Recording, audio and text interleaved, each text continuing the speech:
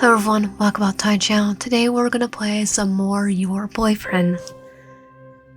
We have one more route to do.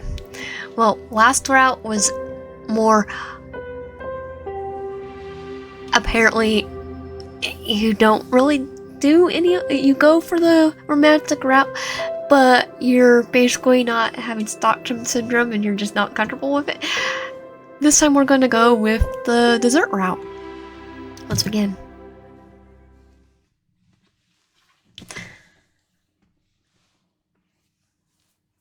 Enter your name. Because I'm being lazy. YN. Welcome, YN. You two have fun. My life has been chaotic.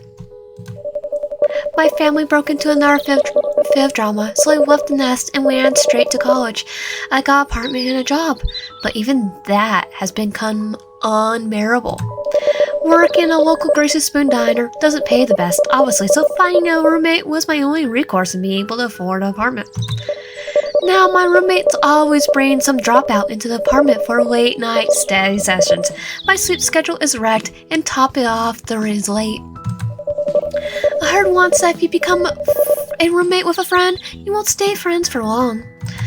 In my case, my friendship is strained by my friend making excuses for why they need me to cover their half of the rent. Thanks to that deadbeat, I'm working harder just to scrape by every month. Picking up a second job will drive me to early grave at this point. The park gives me a chance to have some much needed alone time. This part of the park in particular is my favorite because it's untouched by obnoxious family members and college jerks. The only people who come here are the groundskeepers. Even then, they only come by in the morning. Close my eyes, I rub my face and breathe out the tension from my body so that I can enjoy the peace and quiet. Just then, I feel someone sit down beside me. Startled, I turn to face the interloper. Yay, it's Peter. Whoa, hey, take it easy. It's just me. The stranger says, trying to keep me from leaping too high off the park bench. You're a jumping one, aren't ya? Scooting arcly towards me, a shy smile creeps over his face. I keep my eyes on him like a hawk, unsure what his intentions are. Not once do his unblinking eyes stray from mine. So, are you away for a family member or a friend? No, we're waiting for you, Peter. It just seems kind of odd for you to be sitting here all alone like this, so far away from the jogging track. As chill runs down my spine, I cross my arms over my chest, slide myself away from him, perching closer to the edge of the bench. Does the same person walk up to you out of the blue and start asking such questions? No, but this is Peter. This is Peter. But then again, I literally, like I've told people before, had weirder questions. The stranger picks up on my knees, refraining from moving any closer towards me. Crossing his fingers in between his legs, he smiles warmly. I mean, most people at work retail have had weird questions. I mean, you don't look like a groundskeeper or one of those old people feeding pigeons after doing Tai Chi. I just getting some alone time to myself. Things have been pretty intense lately. It's like he wants to wrap his arms around me in comfort, fingers twitching. Look, I know this is sudden, very sudden, but may I have the pleasure in taking you out to dinner? Yes, because they're going, oh wait, I could do it another way. Actually, no, I'm going to do it the same way. Can I have the pleasure? Never mind, he's weird. I can't tell if it's just him being socially awkward or eccentric. What? Why? Why is he interested in me of all people? Well, I'm your boyfriend. Isn't that why you're here? Isn't that why you're here? Yeah, it's like, yep, totally this time. My boyfriend? Why would he be assuming that we're in a relationship? The stranger sits patiently, waiting for my answer. I'm gonna go with what? No. And then, what? No! I pull my hand away from his.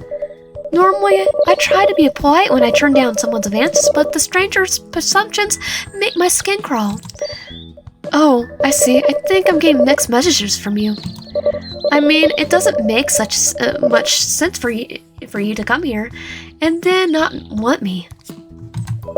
I quickly leave my seat. Hopefully, I can get back to the more frequented parts of the park before any art creeps crawl out from under the rocks and bushes. Where are you going? His expression is a tempest of mixed emotions. None of them are positive or playful as when I first saw him. It's getting late. I'm going to head home. Aye, of course. I roll around to find the nearest path out of the park and to the nearest public street. Oh, well, maybe I can walk you home then. No, thank you.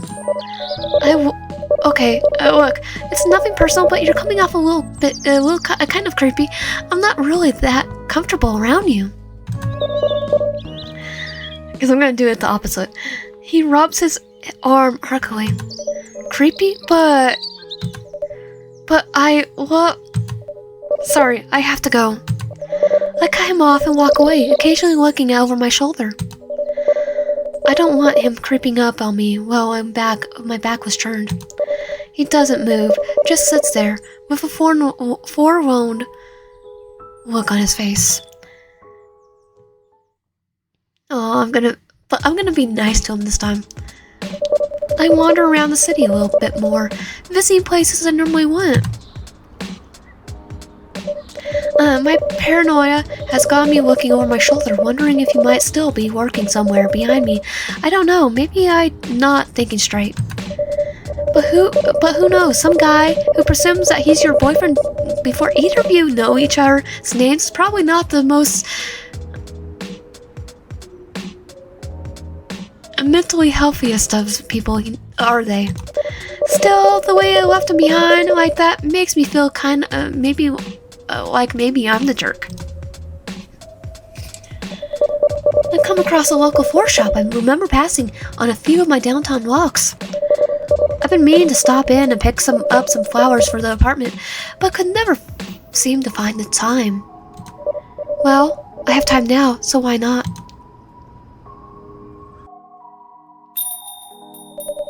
Stepping into the shop, I'm hit with the fragrant combined scent of various flowers inside. I wander past the colorful displays of flowers arrangements, pot plants, and small gift bags of pottery. I had a particular purchase in mind. I catch the scent of roses from the rustic wooden shelf display. Being mindful that some still have their thorns, I reach out to pick one up. A hand brushes against mine. I snatch my hand away, catching a glimpse of the other person. Oh, fancy seeing you here. This time we'll be nice to him this time. The man from the park beams at me before pulling the rose out. I didn't know you shopped here too. I don't. The stranger places a finger over his lips. Shh, it's a small shop. There is no need to raise your voice. His comment rubs me the wrong way, but I try to compose myself. Did you follow me here? Is this a pure coincidence, or should I be worried? Well, I should be worried, but we're not going to be that way this time. What? Of course not. He looks a little hurt by my accusation. I come here almost every day, you know. Oh, I'm really being a butt to him. He fumbles around with a rose in his hand, eyes focused squarely on the ground. I love flowers. This little shop is the only one nearby, so I come here a lot to see what new bouquets they have made and if they have any on sale. I admit that sometimes I get a glimpse of you through the windows of the diner they work at. Lately I've been meaning to walk in to finally say hi, but I lose my nerves and stay out. I guess that's not too bad. Maybe I'm overreacting. I guess that's understandable. It's difficult for me to notice people when I'm walking the same path almost every day, like a mindless robot. I guess that I can't really blame him for my lack of awareness. Look, I have to get going. He steps closer, as if mustering up the nerve to ask me something. I know you have no interest in me, and I get that, but can I at least see you again? Not on a date or anything, but just to hang out. I feel as though we got off in a bad start. Why? I don't even know your name. My name is a joke, really. I much prefer if you made a nickname for me. The smile on his face fades into a slight grimace.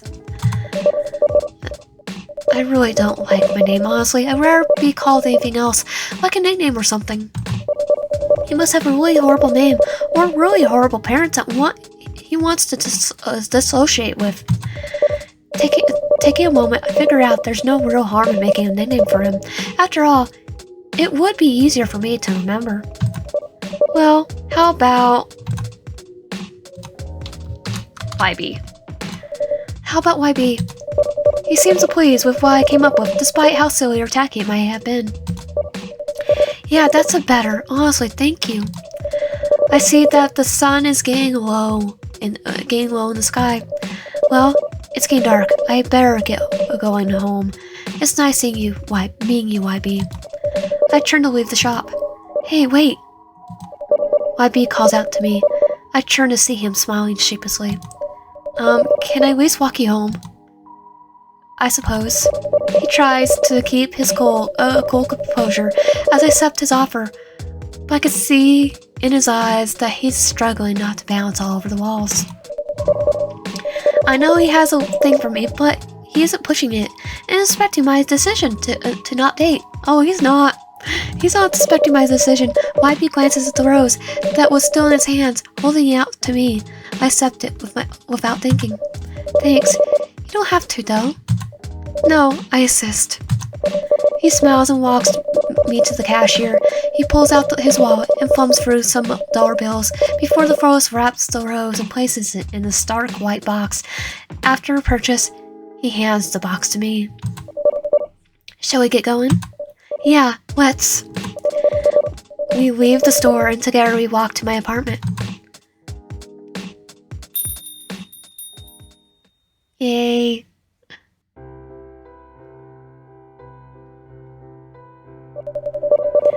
The walk is surprisingly nice as the two of us go back and forth in conversation. YB surprisingly did most of the talking.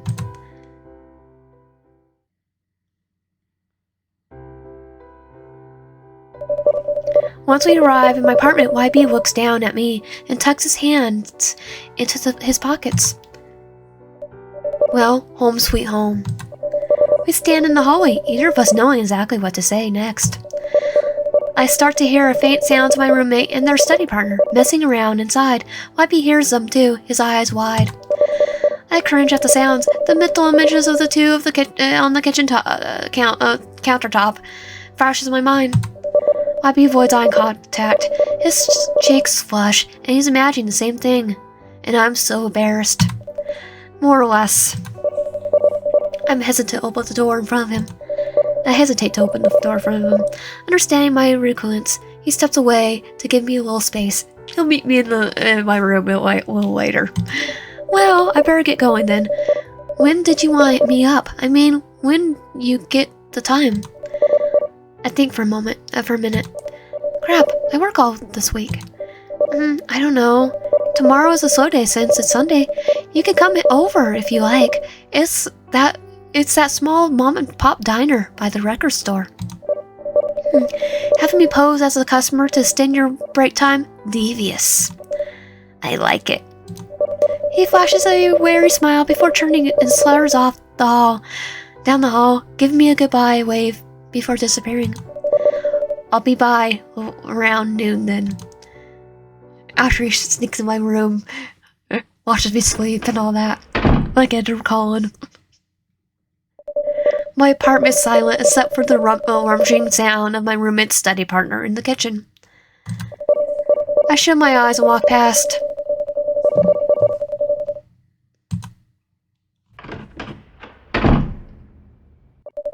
Not bothering to turn on the lights in my room, I flop down on my bed, face first into the mattress, with my lips spread out like a star. Laying out a long groan, I roll onto my back and stare up at the ceiling. It was a rare, eventful day. I got a little quiet time, and I even made a new acquaintance, despite getting off on the wrong foot at first. Too tired to get up and find a vase or glass for the rose, I rest it on my nightstand. I don't even bother getting undressed. I pull the blankets over myself and drift off to sleep. There he is. Onward to day 2.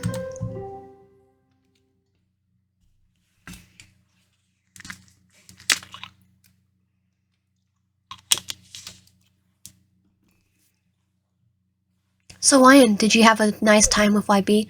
Don't answer that. It's time to get up and face another day.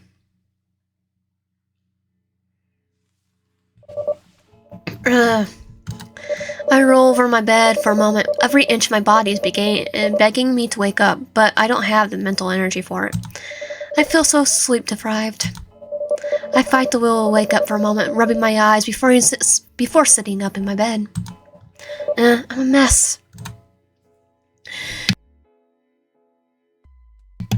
Okay, this time we're just gonna go and say we're late. 9:12 a.m. Oh god, I'm late for work. Finally dressed, I rush out of my bedroom, making my way to the kitchen section where I normally put my work keys. Hey, looks like someone's in a hurry. Oh, a cow, Lucy. Jeez. I startle from the sudden voice. I turn around and look over towards my roommate, who just looks as surprised as I am. Whoa, chill, my dude. What's got you all jumpy this early in the morning? For a moment, I'm surprised she's not even irritated that I called her by her name. She only allows it with people she trusts. I then shake my head, focusing back on my predicament. I'm late for work, so I gotta bolt before I lose my job. I frankly try to explain as I grab my keys from the kitchen counter and start hurling my way towards the front door. So not coffee then? She makes her way to the coffee machine to turn it off. As much as I have many issues with my roommate's lifestyle, lack of job, and always leaving me with the rent, at least she keeps the place clean and makes coffee for me every morning.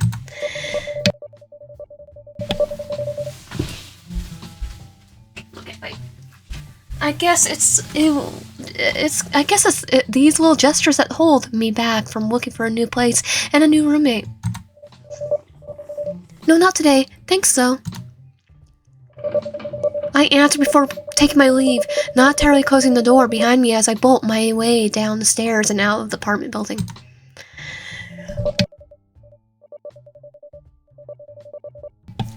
Great way to start the next day. Great way to start the new day. At least I'll be seeing YB today, so that's something on the upside.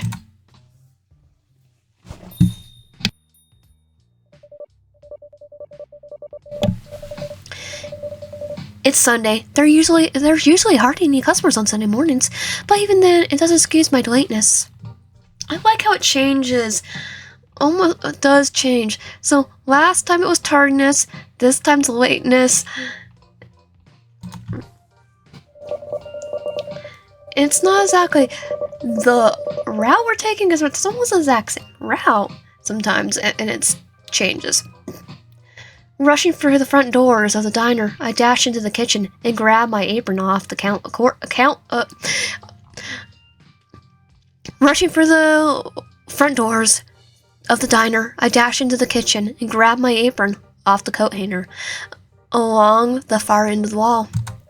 The aprons seem to be the only place where grease stains don't get all over me, because that's the what aprons are designed for. Fumbling to tie the apron on, I rush over towards the time clock and snatch my time card to punch in. Wait. According to this, I already clocked in. Who could have?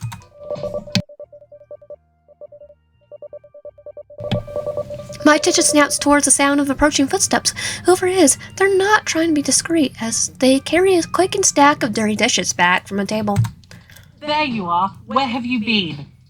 TK! You're awesome, TK. I've been covering your shift for the past 45 minutes without the boss even knowing you're not here. TK, we could both get fired for that. TK rushes right by me as they gently place the dishes into a sink of soapy hot water. Wiping their hands, TK sighs loud enough to make sure that I hear it. They're like this all the time, though, always acting like they're the big sibling to everyone and keeping things in one piece. I huff as I try to think of an excuse that doesn't sound as pathetic as my alarm clock didn't go off, but the truth is all I have, so I try to downplay the issue. I don't get why you're making such a fuss. We're pretty much dead on Sunday morning. You clearly weren't paying attention when you came barging in. No, I wasn't. I was going, I'm late for a very important date. TK wipes their hands on their apron before gesturing for me to look out through the service window. What the? Are you kidding me? Why are there so many old farts here? I try not to raise my voice to a point that the fiber-chopping boomers outside did not hear me. A tour bus came along, that's what happened. Now stop asking questions and start waiting tables. TK hands me a spare notepad and pencil and nudges me out of the kitchen. Great, here I am hoping to have an easygoing day. So much for that. We're not gonna get the T-bone steak this time. The breakfast crowd is rough to say the least. The less I talk about the customers, the better. But today really pushed my patience. A couple of customers, even friends, refused to pay their breakfast for their breakfast because it was slow and they didn't get their coffee cups filled 5 or 6 times. I'm pretty sure that much coffee will be bad for you. I had to smooth things out with a smile so sugar sweet that would have given them a cavity. Luckily, I have a bit of charisma and have been able to smooth all but the toughest of customers. Sometimes it's just easier to give them IOU, saying that their next meal is on the house. If they really are that ticked off, they'll leave quickly and never come back, and we won't lose any money. Win-win. Or they'll come back even though they're ticked off for that free meal. It's just strange that some of the worst customers are the oldest. I guess you don't have much use for common decency or human kindness with one foot in the grave. Such a hassle.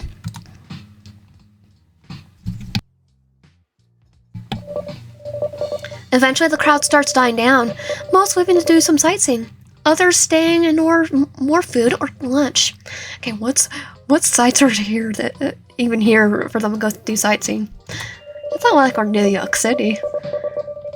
At least these are the kind of customers that mind their own business and are more focused on eating or talking.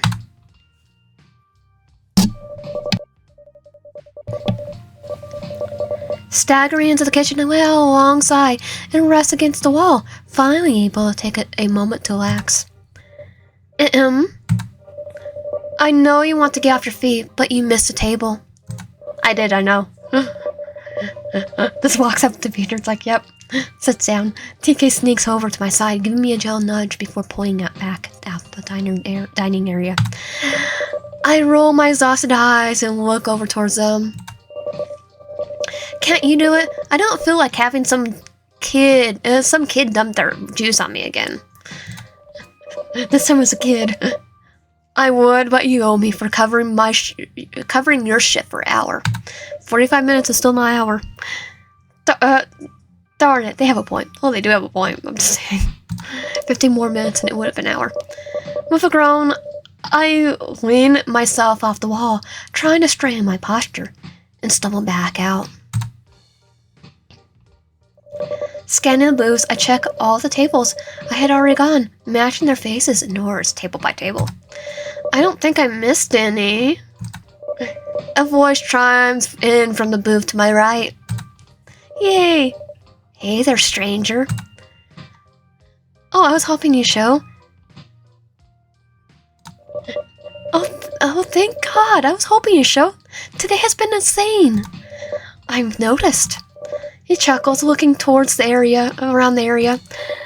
When I saw the place packed to the brim with people, I figured I'll wait outside until the crowd died down and get the chance to give you a little break. Well, you're a lifesaver. I signed and leave, taking off my apron. Honestly, I didn't think things would be so insane today. First, my alarm clock did go off, then I owe TK my hours since they cover my shift most of the morning, and my feet are already killing me. Well, I'm happily whisking away from this place and go somewhere less crowded. I'll even carry you if you like. He wouldn't mind that at all. But what happened is he's carrying you, like, just puts you in his van and drives off. He's gonna charm me. You're gonna charm me like that the entire day. I certainly will try. He gives me a wink. Folding up my apron in my hands, I can't help but look away, feeling my cheeks go bright red and warm. You look cute when you become bashful. He purrs, giving me a loud, dreamlike smile, as though in complete awe of my flaring cheeks. Hey now, we're just being friends, right? Yeah, I'll be keeping that in mind. No, he won't. Anyway, I'll let TK know that I'm heading out for my break. Hopefully they'll be merciful. Wybie doesn't say anything, simply giving a little nod.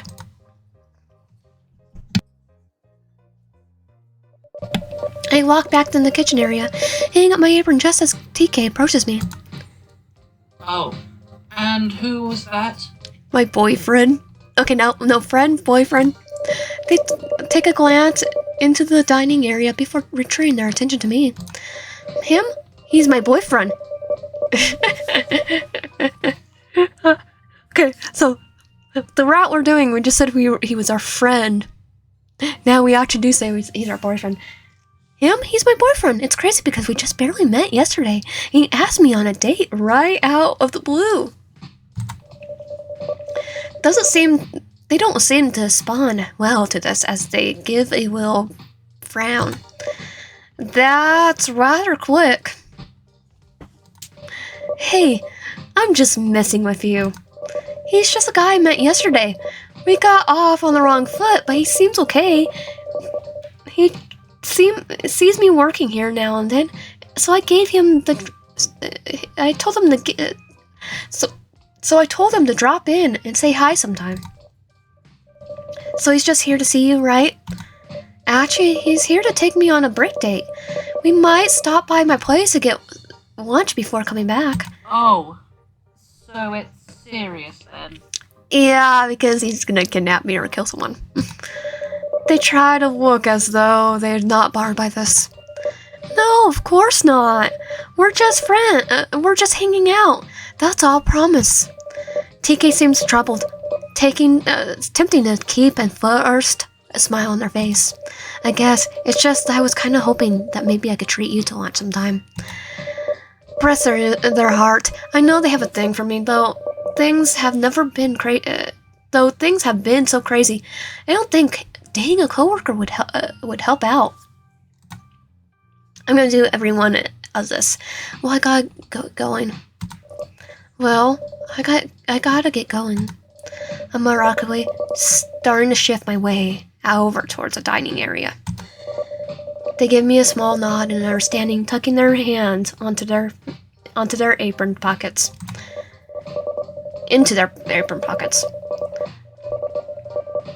Yeah, don't want to keep him waiting or anything. Just be sure to make it back in about an hour or so. I don't want to cover any more of your shift today. No worries, I'll be back before you could say, "Dear God, where is YN?" But I say that all the time, and you still don't show. Because I don't know. Okay, you got me.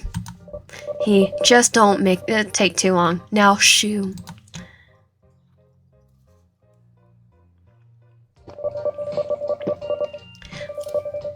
YB stands there with a bit of a blank expression on his face, almost as though he's lost in thought.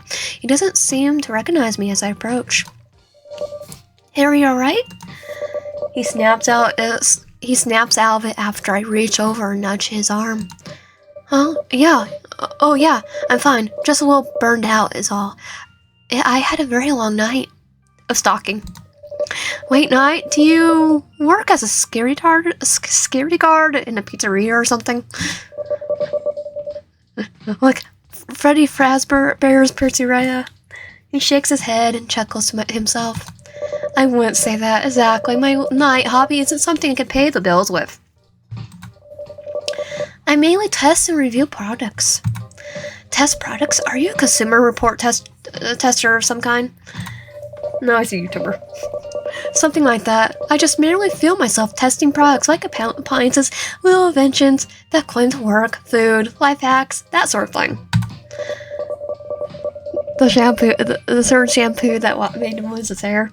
Sometimes I have a small company pay me to test their items to help them gain exposure. It doesn't pay for a good review for me, though.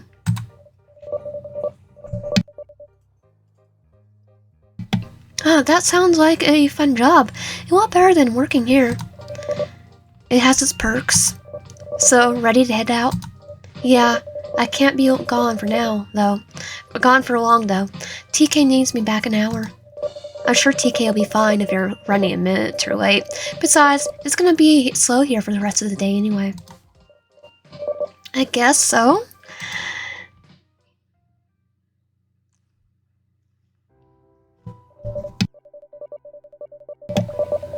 Here we are. Don't think that I'm the type of person who just lets any guy into my apartment. Well, we did have him walk us to the door this time, so of course not. You're clearly a person of class, sort of. Wait, sort of? I roll my eyes and reach over to unlock the door. Hey, I'm not too late for me. It's not too late for me to head back to the Greasy Spoon Diner. You are sling hash and run your hands for half-eaten food, then to hang out with me, I'm hurt. Okay, Peter. I chuckle a bit, and he just he just flashes that carefree smile. Hey, none of that in the hall. Don, we're not doing anything this time. I spin away from my apartment door. I could feel that my cheeks are still flushed from Webby's touch, and I try to compose myself. Geez, you scared the crap out of me. Wyan, I didn't expect you back so soon. Shouldn't you be at work? My landlord looks cranky as ever. I am. I'm just taking a small lunch break. It's only for an hour. The landlord seems unfazed by my excuse and quickly turns his attention towards YB. And you are? YB, I'm Wyan's friend. YB says unwavering and clearly irritated by being interrupted. Yeah, friend, sure. You're still gonna say that if I said he was my boyfriend. He said I was his boy. He would still say that if I said he was my boyfriend, so what gives Don? Do you know he's stalking me? YB continues to glare at him, but the landlord, completely disinterested by the lackey stranger, turns his attention back to me. Anyway, I suppose you could guess why I'm here. I groaned as I returned to unlock the door. Yeah, no. I'll talk to her when I see her later tonight, okay? If you see her tonight. You can't keep covering for Lucy like this, Wyan. Look, I appreciate you're killing yourself to keep a roof over her head, but this is getting out of hand. I know I'm running out of excuses to defend my roommate, but my mind keeps searching for them. I stopped messing with the door lock before I realized I've been playing with my keys to keep from facing the landlord. I feel like a child being scolded. But I'm an adult, so I better act like one. I hang my arms to the side, trying to hold back a sigh. I turn my attention back towards my landlord. I know. I know you know, but I have to put my foot down. YN, she's violated her contract one too many times. And think about yourself. She dumped her half of the rent on you, leaving you to work triple shifts at a dead-end Greasy Spoon diner. Listen, I admire a hardworking person, I do. And I get that you're trying to be charitable. You don't want to be mean. But you can't kill yourself like this. She needs to go. I'll look for another roommate.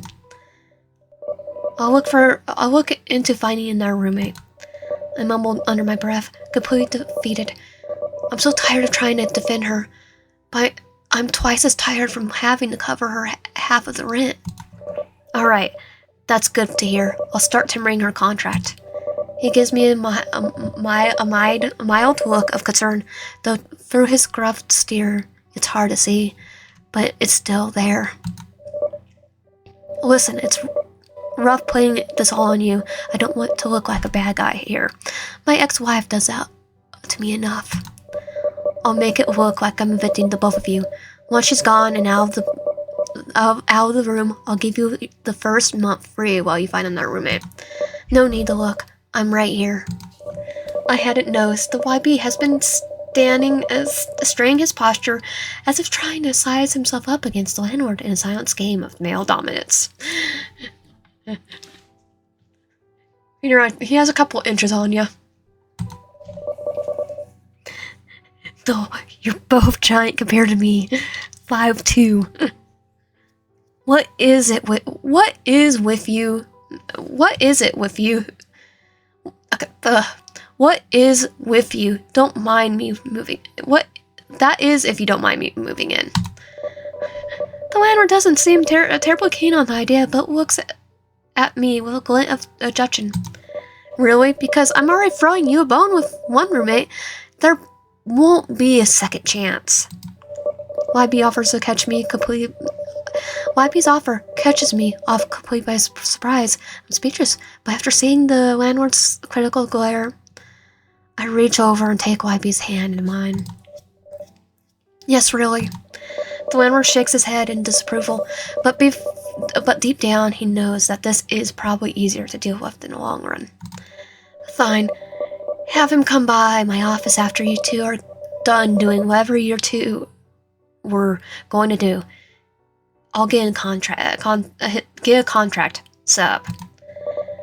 But I want his references and financial information first. I don't need another deadbeat in my building. Okay, thank you, sir. It's like, also, technically, isn't his therapist supposed to be in this building? He'll be all set if he didn't actually kidnap us. The name is Don Williams, kid. But just call me Mr. Williams. I need to get my head examined. He grumbles to himself as he heads back to his office, finally leaving the two of us alone.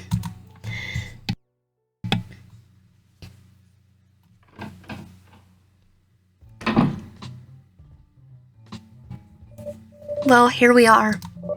I extend my arms out as if showcasing the layout of the place. Walking in, he scans the apartment, looking rather pleased with what will likely be his new living space. Not bad. Not too bad at all. A little bigger than my apartment.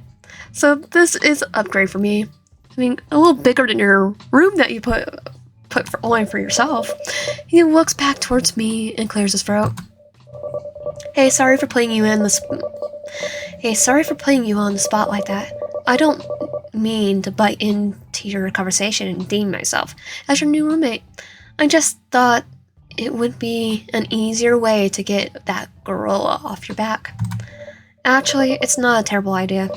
It would make things easier for me that you have a decent job. But I think I should get to know you a little bit more first, okay? So don't get packed up just yet. Smart move. I won't go deflating my airbed just yet. No, you're gonna kidnap me before you move into this apartment. I know it. But what about your current roommate? I think it'll be fine. She seems like a kind of person who will land on their feet. Yeah, I feel a little guilty though. Maybe she's not all that bad. Freaking landlord. Oh God.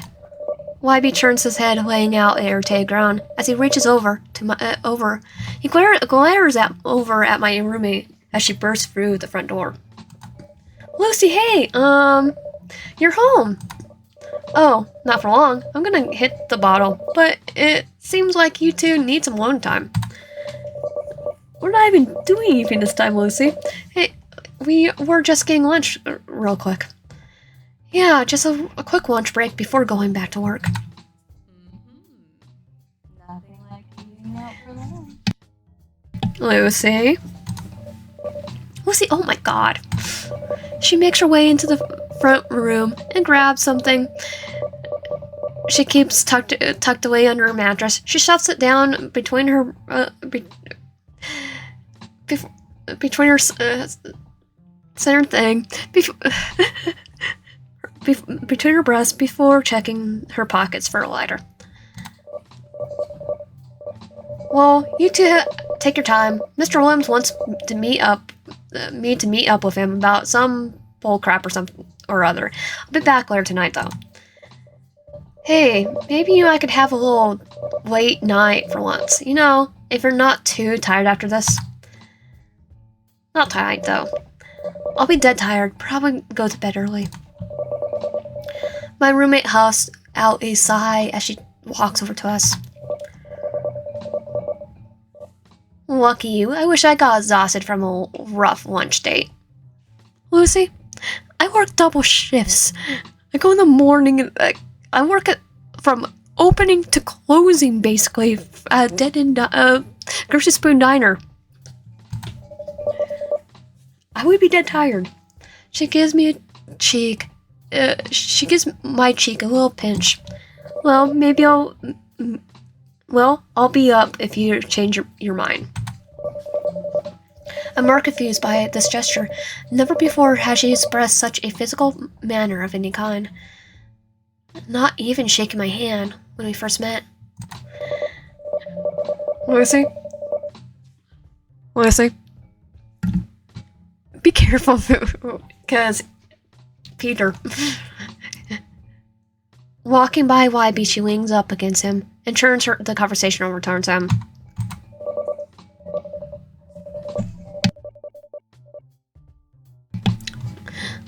Okay, go easy on YN. Hey. Okay, no. Just go. Can't hate me for looking out for you two.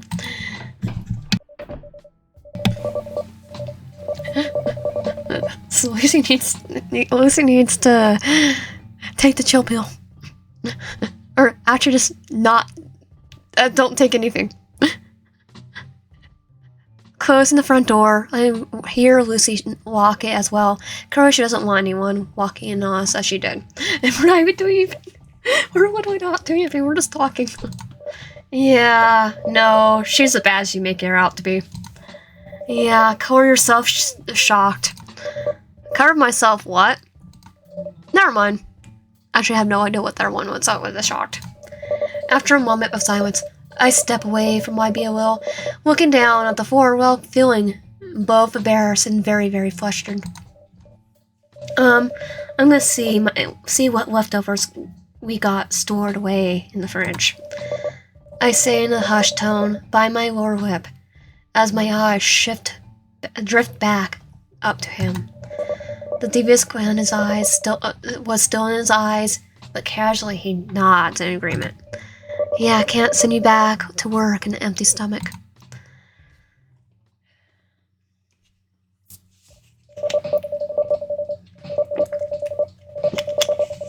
Why can't the rest of the day be like this morning? The moment I got back from lunch, this place is as dead as my dream job. TK walks up, dressed in their casual clothes, and hands tucked away in their pockets. They yawn as they see me approach. You're already clocked out? Yeah, I'm ready to go home and die. Oh, don't do that. I still need your help tomorrow. They chuckle, holding open the door for me as we both take our leave. TK starts heading to their car, rummaging with their keys for a moment before pausing, turning their attention over towards me. Hey, can I talk to you about something? Sure, what's up? They hesitate a bit, looking off from the side as they muster the courage to speak. About that guy, YB. I know I have no place to say anything, but I got a creepy vibe about him. Creepy? What do you mean? It's just that it seems like he has his eyes on us the whole time we were talking. I don't know. It does seem a little weird.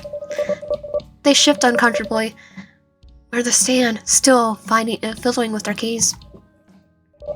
Anyway, I'll catch you tomorrow. Be careful walking home. Yeah, you too.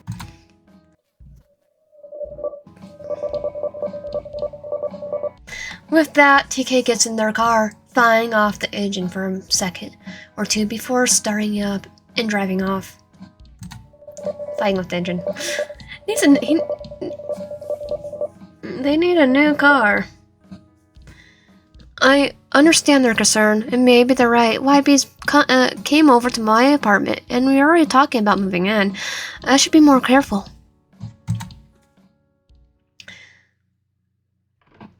Yeah, TK definitely needs a new car. Lucy has to come back. Yeah, odd. She normally is home at a reasonable time. Well, normal by her standards, anyway. Guess I shouldn't be surprised that she isn't back yet.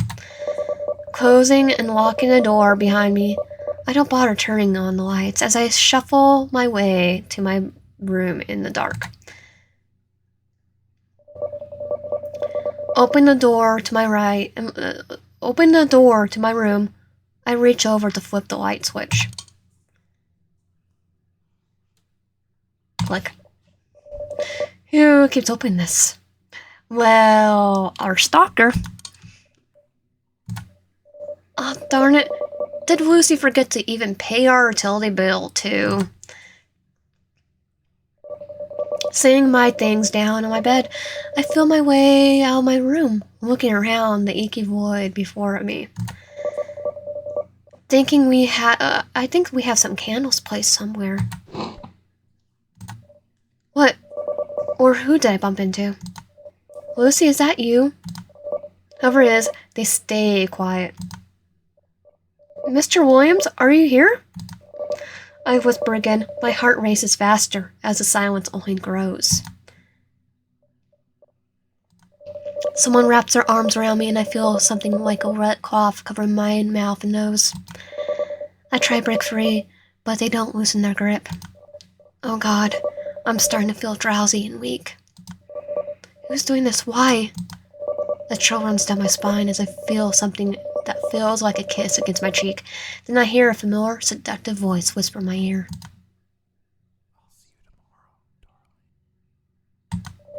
What is he? Onward to day 3.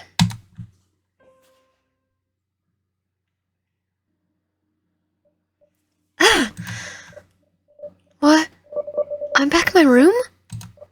My head's pounding. What happened last night? Oh God, that's right. I was alone. The one who attacked me, his voice was just like... why did you do that?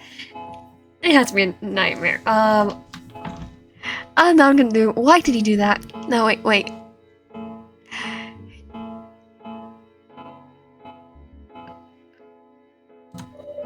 Why did he do that?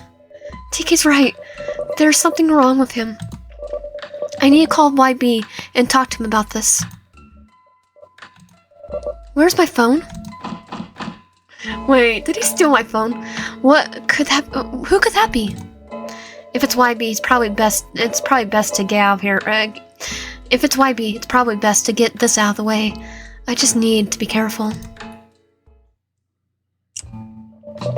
One part of me hopes it's YB. Then again, another part of me doesn't. I have so many questions, but I'm too scared to ask them. Coming.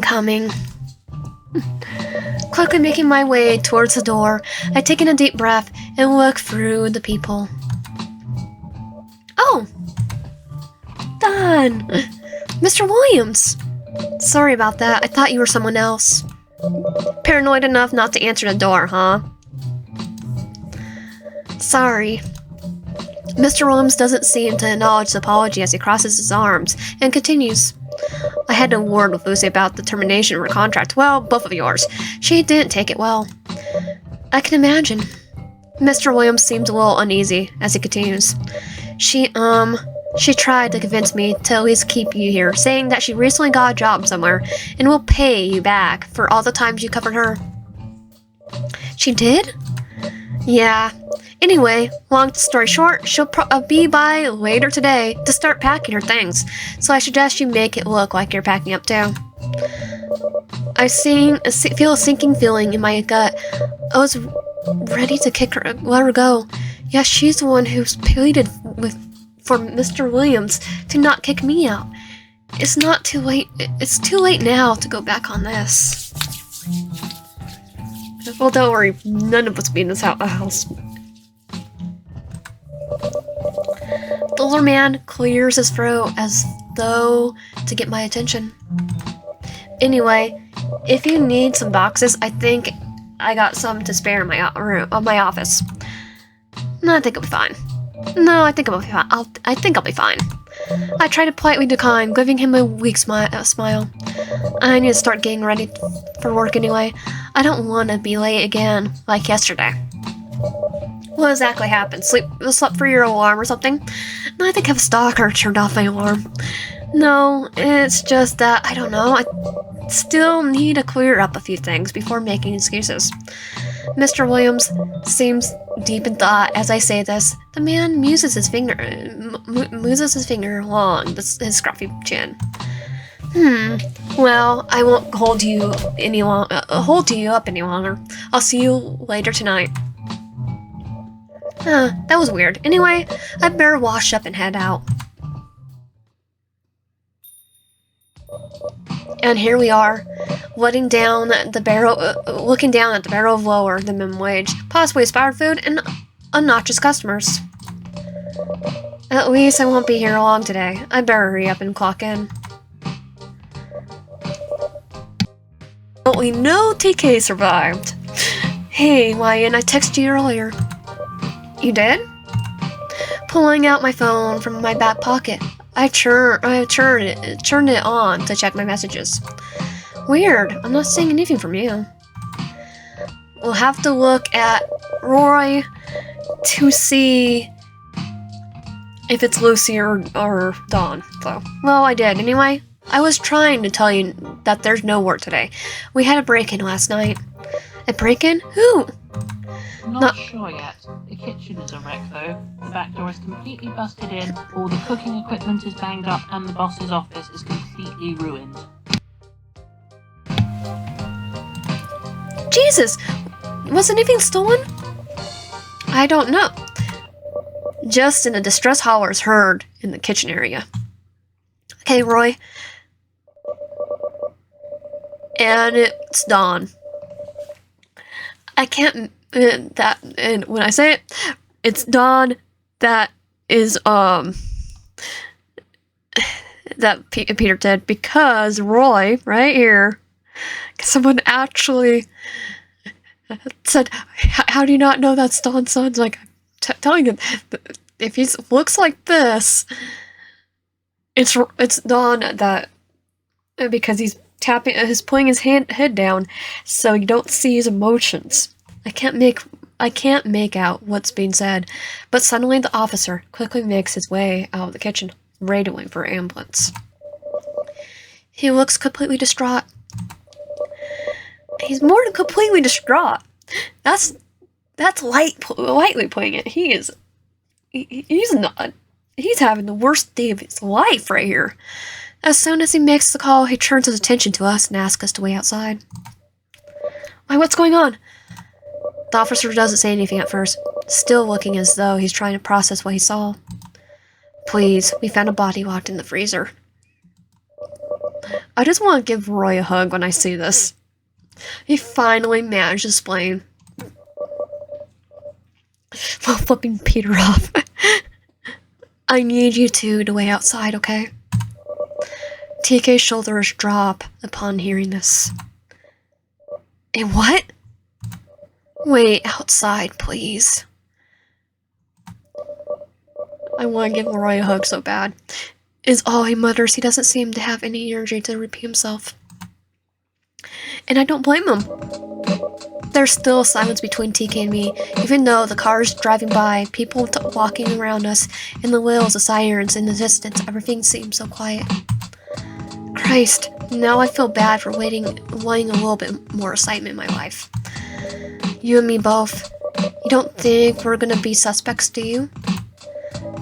Best way out here until they call us back in. We don't even have security cameras in this place, so it could be anyone. Oh, there you are. I've been looking everywhere for you. And there's the murder. Oh god, you had me worried sick. Are you alright? What did they say? If they blame this on you, I swear to God, I'll... Peter, that's why you don't kill people that are known to the person that you're stalking. We need to talk. I say in a firm tone. Talk? Yeah, because I know you're stalking me. He says with confusion. Why? What did I do? Well, Zip A's right here. I hesitate to say it with TK there. By my bomb lip, I take YB by the sleeve of his shirt and look over towards my coworker. Could we have a minute? This is kind of personal. I could see the gleam of joy in their eyes upon assuming that there's something wrong between YB and me. Oh, there is. But there isn't. Yeah, sure. You two go ahead. I'll let you know if they call us in for questioning. Still tugging on his shirt, I guide YB over across the street and into the nearby alley. Finally, letting go and glaring at him. You knocked me out last night. Why? YB looks surprised at this, not knowing how to respond at first as he tries to mouth out some kind of excuse. Well, I already know what you were doing. Another thing you were doing at night. Or because we probably have a ghost now. Me? I didn't knock you out. I was back in my place after I took you back to work yesterday. I swear on my mother's grave if she was dead. Sure would be nice if she was. You can't swear on a person that's not dead's grave. I cross my arms, showing that I'm not buying this bullcrap excuse. I'm not idiot, YB. You knocked me out when the whole place went black, and I'm not happy about it. YB doesn't attempt to lie any further as his shoulders slouch. Eyes to the ground. Sorry, I didn't want you to freak out that I was there, so I panicked. You practically live there now, and you just so happened to carry chloroform with you when you came over. Yes. Peter. I changed my mind, you're not moving in. I changed my mind, you're not moving in. I say bluntly, not even looking in his eyes. I storm past him. Wait. He nearly calls me out as he grabs onto my arm, pulling me back and gripping both my shoulders. Let go of me. I yelp, trying to pull myself away from him. Don't you get it? I can't. Have you been paying attention to what's been going on? Can't you pick the slightest of hints that I'm meant to be with you? What are you talking about? YB's grip on me tightens as he gaze upon my... YB's grip on me tightens as his gaze upon me is intensified. Oh, Ryan, I love you, but you're not very bright. Excuse me? Think about it. The moment we met in the park, those times I saw you at the diner, how you always Leave your window closed no matter how many times I open it at night? Your precise closet. Oh my god, you were stalking me? You can't blame me. You're the one I'm always on my mind, the one that makes my heart beat out of my chest each time I see you, smell you. Peter. You want the truth? The truth is I'm mad. Mad to the point that I caress your skin while you sleep soundly each night. What? You asked, and I'm answering. I'm opening my heart to you. Being forward, honest, true, trust matters in a relationship, and I'm tired of keeping things from you. Wipey steps closer, his hands resting on the wall behind me. I love you. I love you. I loved you the moment I saw you at the diner. I wanted nothing more than to storm in. Though it wasn't a proper way to approach you. So I had to follow you instead, study your pattern, memorize your schedule, practice what to say when you were finally alone and not working. The park was perfect to finally approach you. Wipey smirks as he leans closer. A dark glint was in his eyes as he cups my cheeks in his hands. You're upset with me now for last night, sure, but you and I can make this work now. No more hiding, no more secrets, just us. Saying this, Wipey parts his lips a little. A long, engrossing tongue snarks up from his fang-filled maw.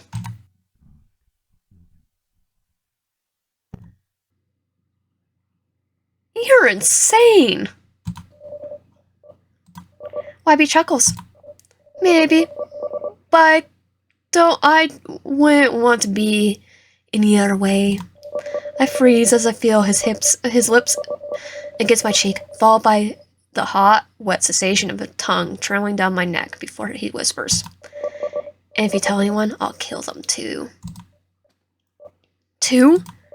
Wipey doesn't reply as he takes my hand into his, intertwining his fingers along with mine, and he nips at my ear. I'll be by you later tonight, dear. Wipey doesn't say more as he pulls away, a crooked smile and the lust lingers in his eyes, but he takes his leave out of the alley and down the street. I take a moment to register what just happened. Everything he told me, what he possibly did. Wait, it's like, two? Who did he... My attention is drawn back to TK, who's still waiting for me across the street. I peek out and look around, making sure YB isn't lurking around before we're crossing the street. Thank God you're back, they say with a sigh of relief. But that relief is gone the moment they see the look in my face. Oh, what happened? I'm screwed up. Nothing. Nothing. I'm still not over what's going on here. I try to say with a calm tone.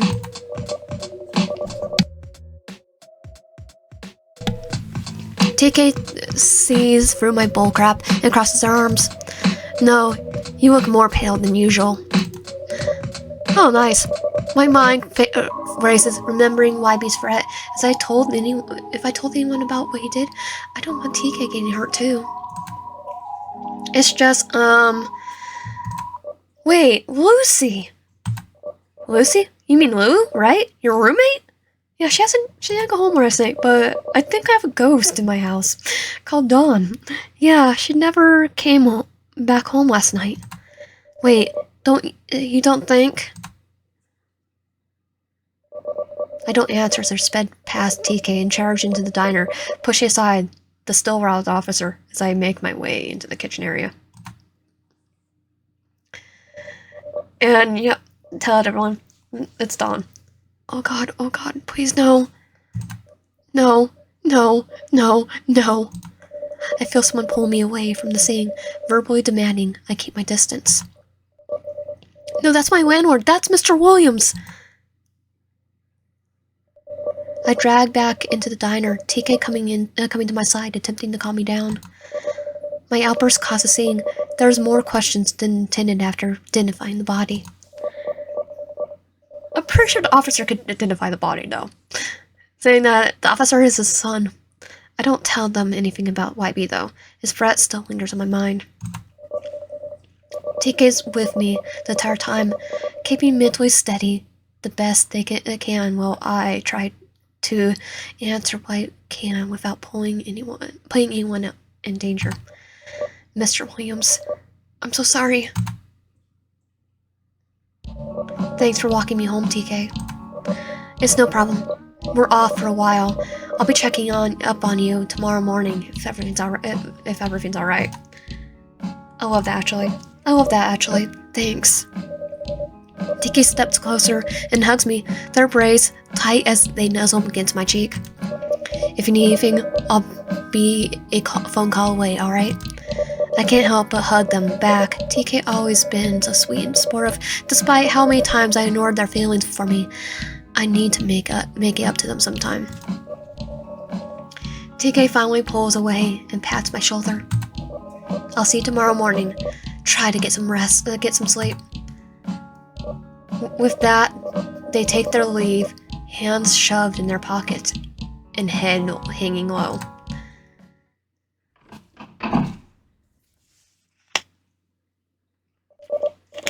As I walk in, I don't see the 2 other people in the room at first, not until I feel someone walk up and wrap their arms around me.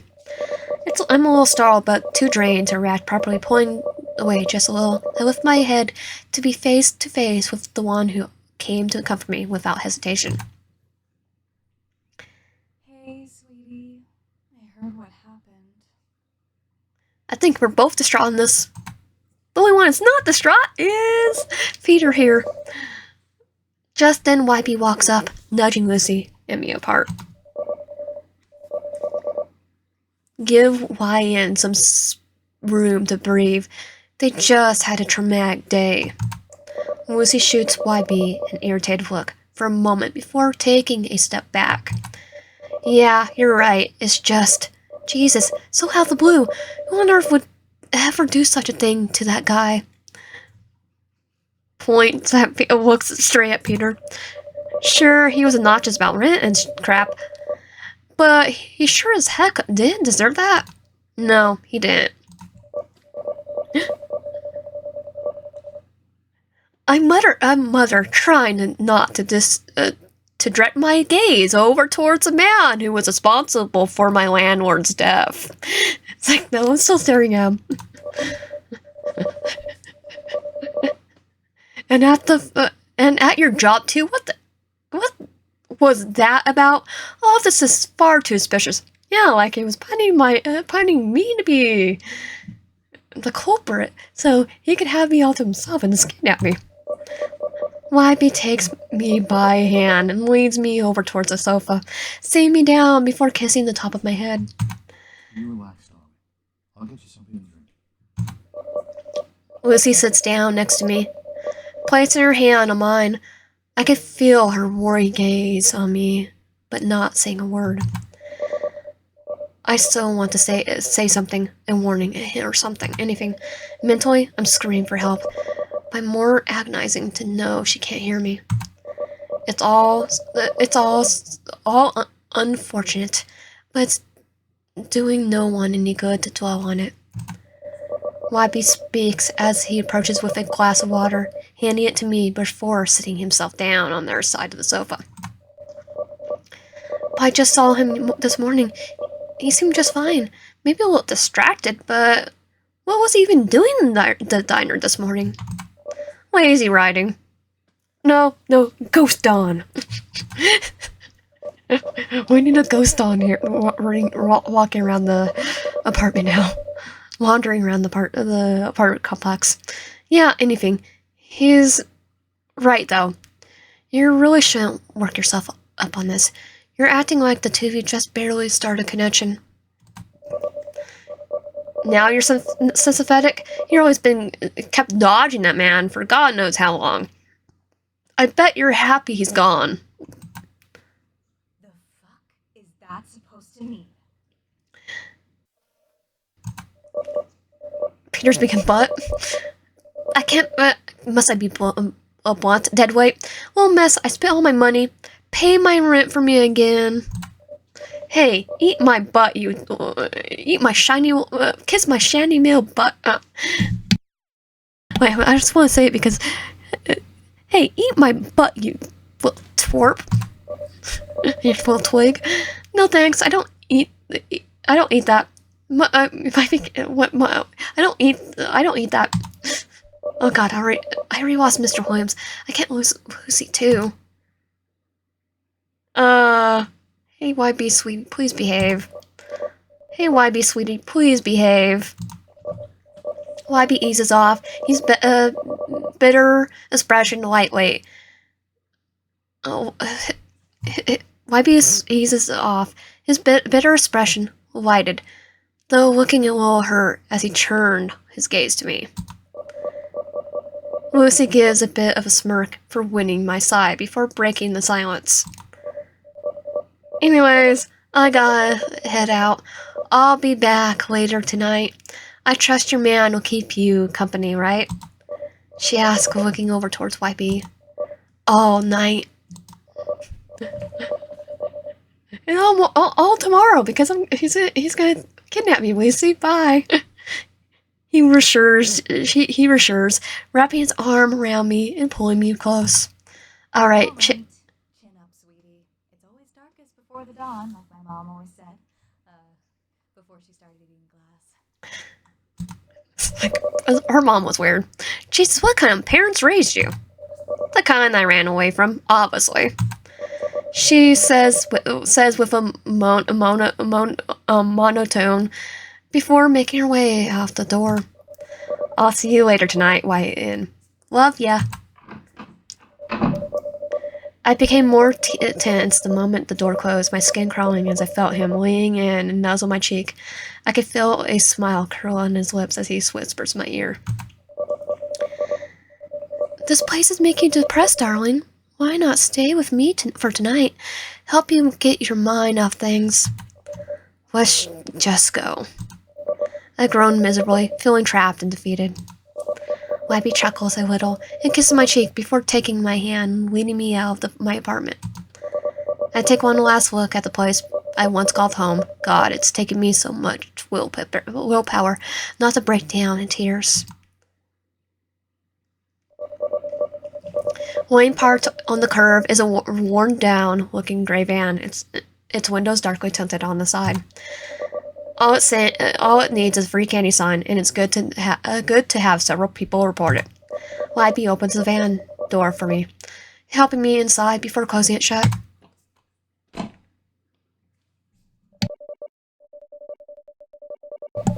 Inside isn't too bad. He keeps it decently clean, with a cachet collection of scented pine trees on the rearview mirror, and an ashtray filled with air exchange. Buckle up, it's gonna be a long ride. How far? About 3 hours. You drive 3 hours to stalk me? 3 hours? I live far away from here, just as I like it. But so far away from you. That's okay. The gas money's worth seeing you every day. Libby reaches his hand over to begin to feel my thigh. I'm sorry for lying to you like that. You wouldn't have given me a chance if I confessed to doing such terrible things when we first met, unless you were messed up as I am. Apparently not, because you're going with this route, unless this is out of curiosity. Whatever. Is all I could bring myself to mutter, pulling my legs away from him as I curl up into the ball in my seat and look out the window. Each passing second, the world I once knew is being left behind. Why? Pardon? Why did you kill him? Mr. Williams was a threat. I saw the way he looked at you. The way he's eyed you. Some nights, he was going to take you from me, and I wasn't going to risk losing you to some old man. I'm pretty sure he was going to go hook me up with his son. If anything, you just killed him. And just for that, you killed him? I snap, ignoring the growing nausea in my stomach. I knew you wouldn't understand. Go ahead and sleep for the rest of the trip. We'll be home soon. Onward to day 4.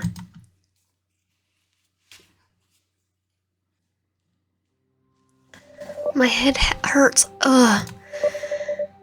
My flesh surface cradles me. A bed? My heavy eyes fight to focus on my surroundings.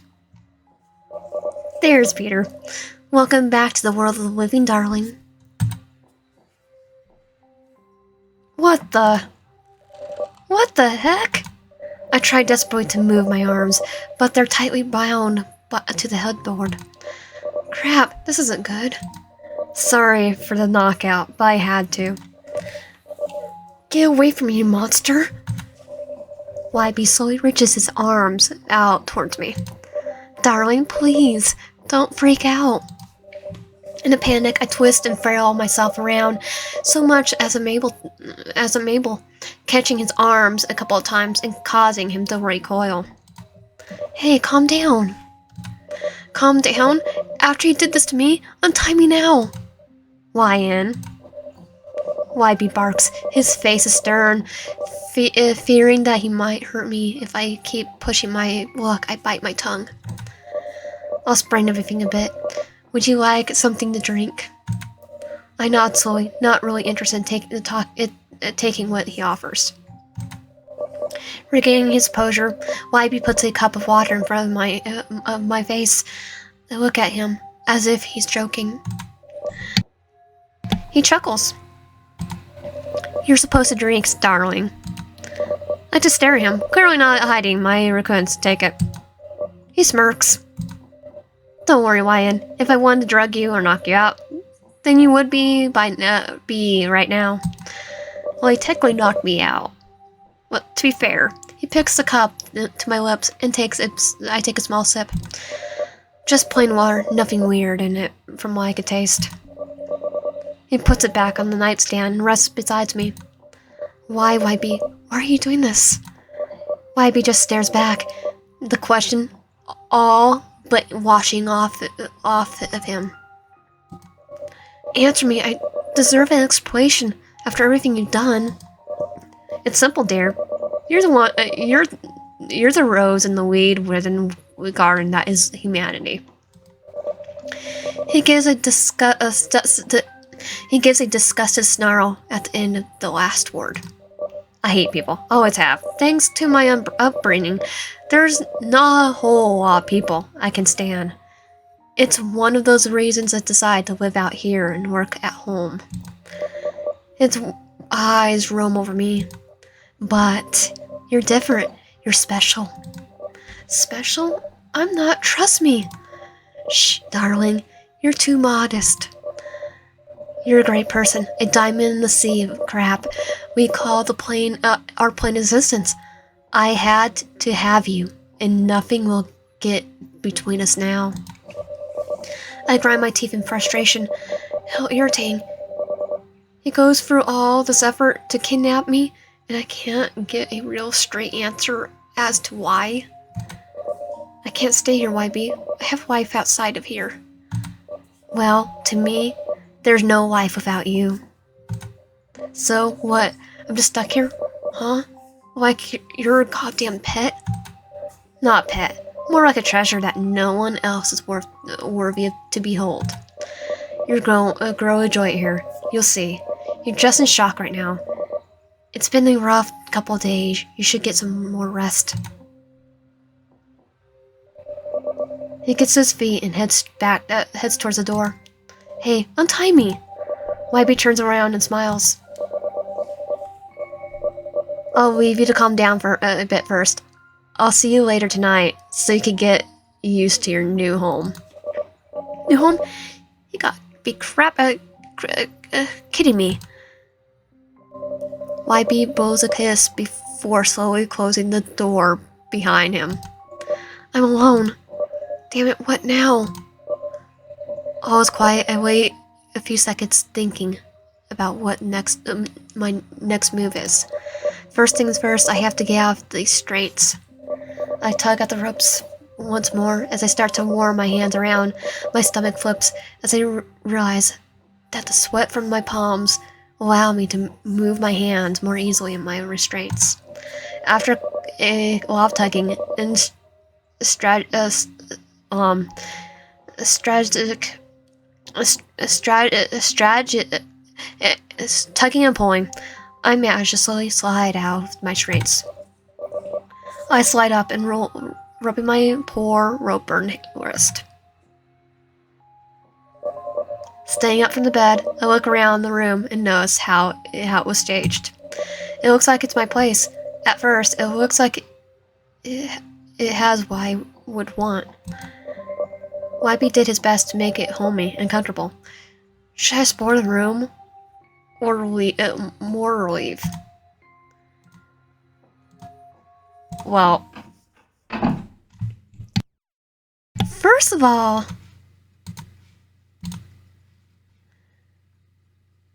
let's just go in there and bug him. Hi.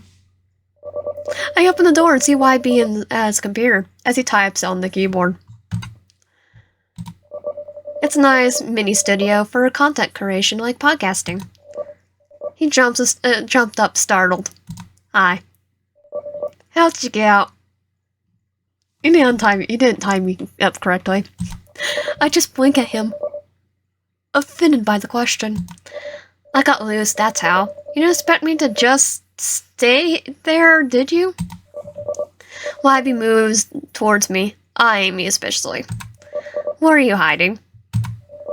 He starts to grope my body, searching for something. What the? YB finished searching me, relieved. What was that about? I asked, shoving his hands away. I just wanted to make sure you didn't find anything potentially dangerous. I don't want you to hurt yourself. I'll find the dangerous stuff after I bug you. His concerned eyes only his concern sounds very fake to me. You got out your knots?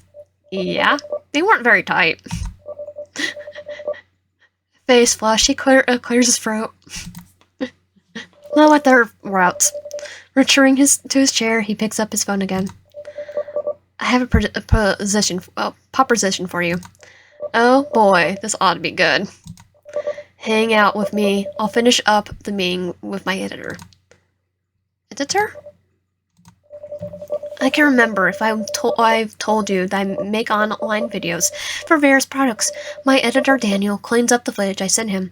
Nice guy. He's been working for me for a few months now. I do all my editing alone. Myself. He turns back to his monitor, typing away. It's weird imagining YB has a life which involves other people. He seems like a lone wolf. It would explain his unconventional means of recording. I mean, the only things I did get help on were some thumbnails from when I did like Pokemon and you can watch videos, and like I think my channel Trigor. I'm just letting him know that I'm going to take some time off to spend some time with you. I'm not sure how I feel about that. The guy kidnapped me after all. I don't know about that. He looks up at me. Why not? I want you to get adjusted to your new life and work out our relationship. Relationship? You're crazy! YB sighs. You understand soon. It's why I want to take time to connect with you more. This is all too much. YB's broken record. I just need to get out of here. Get out and away from here. I'll just leave you to it. I'll hang elsewhere. YB smiles. Take care, love. If you need anything, just call. YB goes back to work, and I take my leave into the hallway. And you can't even go in this sit in his bed anyway. Back to figuring out how I'm going to get through this.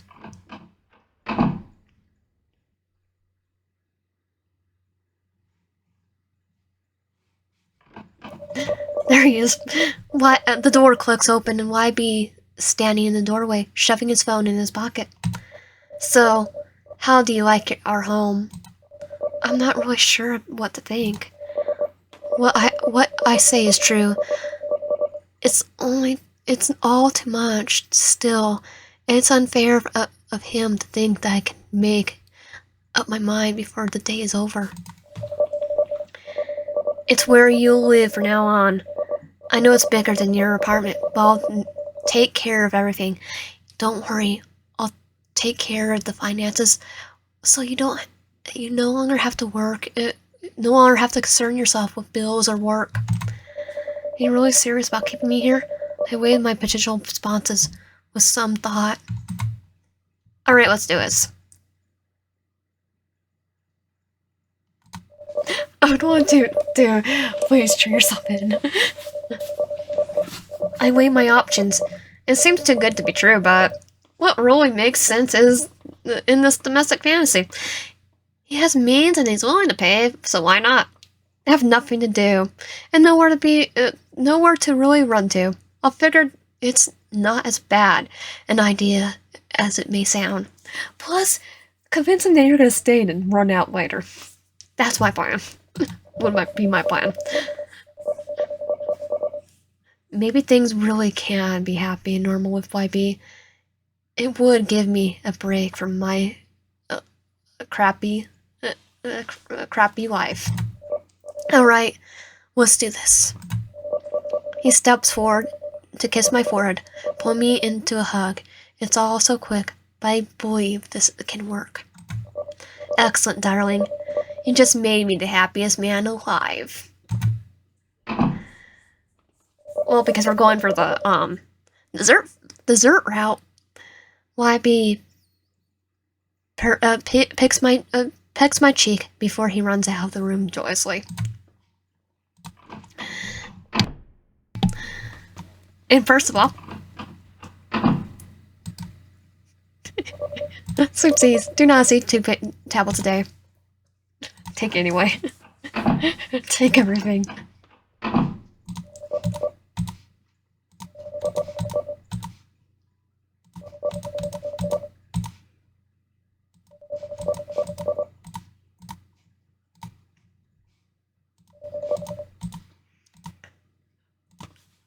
Okay, I can't get the...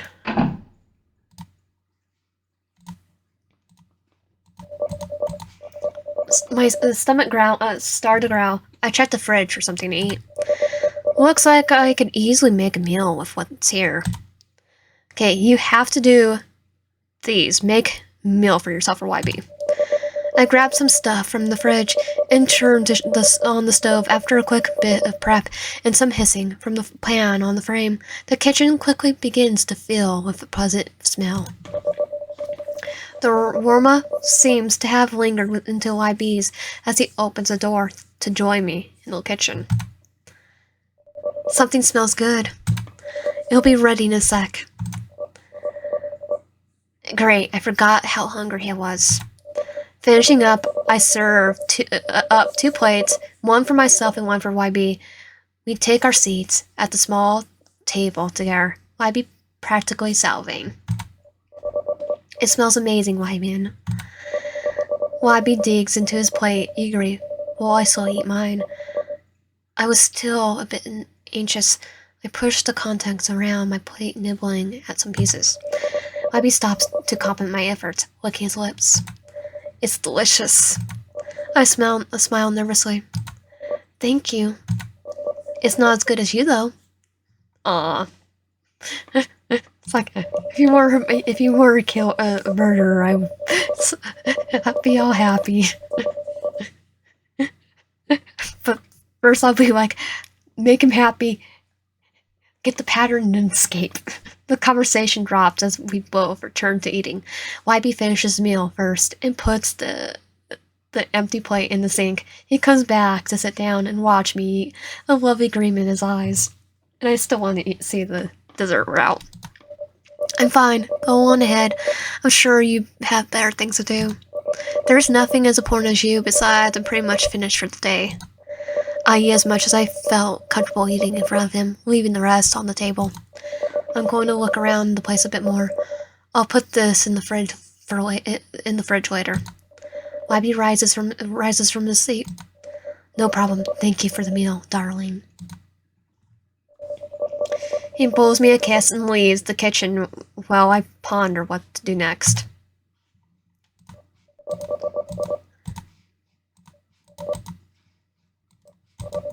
I can't get it. Probably have to get it before I go to his. Oh, I have to do this. At least he has power going into this. Channel 3 News Update. And all the Karens were thankfully tarred and feathered by the staff. In our news, the recent killing of Donovan Williams is still under investigation. Police are searching for Wyan, who was his tenant and disappeared. They are being treated as a person interested in this case. If you have any information on Wyan's whereabouts or about the murder, please contact the police tip line at... I'm technically a suspect. I shut the TV off. Oh my god, the situation is worse than I thought. Poor Don. I hope they don't consider me a suspect. I don't even know if anyone could find me out here. YB is too clever.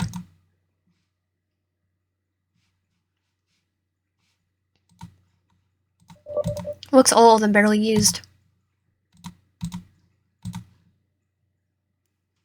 Rat!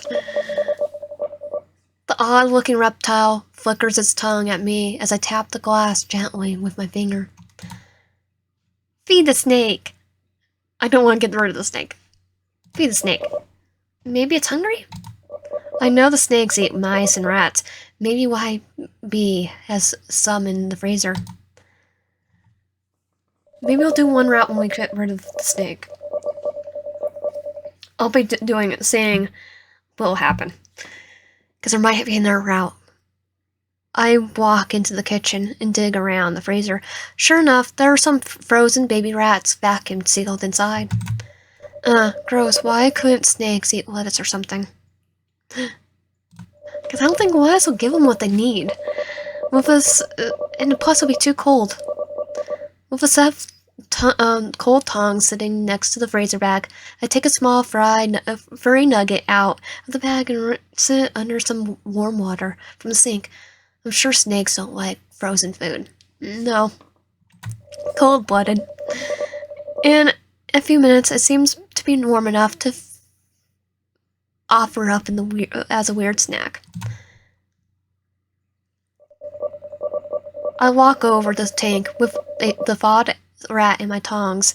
The little snake tries to crawl up to the top of the tank. Adorable snake. Carefully open the cover. I place the prey near the snake. It curiously inspects the rat and opens the mouth to fit the rodent in its mouth. It's amazing to me how these snakes can swallow their food whole. Cutest snake. I would want to pet you. I hear YB's bedroom door open and his lackey figure comes into view. I see you met Rat. Rat? Interesting name for a snake considering... I like a bit of irony.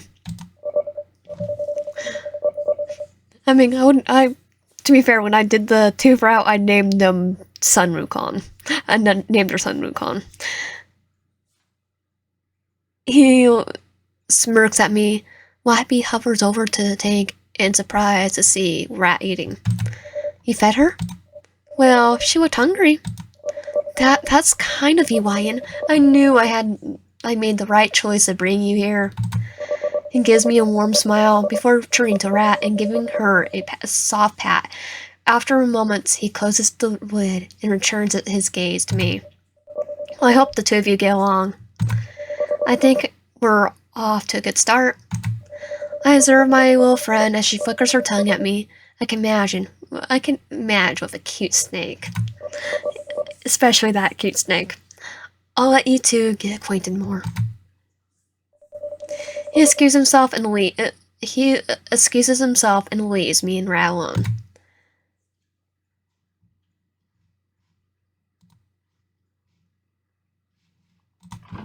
Okay, we have to go back to his room.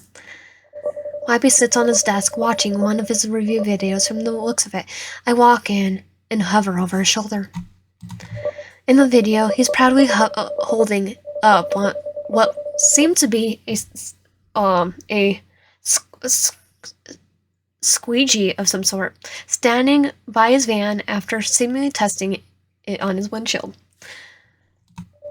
Apparently, whatever the result or rating the item was, it met his approval. This is how you make money? Yep, testing and reviewing. Most are scams, so it's rare that I test a product that actually works as it's advertised. Do you want to watch a few? Yeah, let's watch the scam that took your hair out. He pushes his hair back a bit, giving his lap a little pat to invite me to sit. What hair? He pushes his hair back. What hair, Peter? What hair? Fine. I'm not really interested, but I might as well. It's not like I have much else to do. Fine. I'm not sitting on your lap, though. Wait, I'm not? YB frowns, but plays the video as I watch him from behind. The video opens with YB's face staring into the camera. Behind the table, he's revealing some sort of high-end knife set.